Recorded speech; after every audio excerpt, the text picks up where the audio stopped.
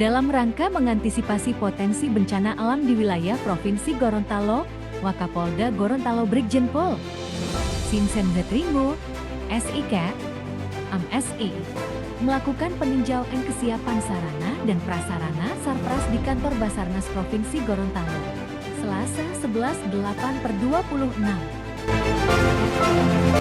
Dalam peninjauan tersebut, Wakapolda Gorontalo melihat secara langsung kesiapan berbagai peralatan pendukung operasi pencarian dan pertolongan, termasuk sarana yang digunakan personel dalam respons kondisi darurat di lapangan.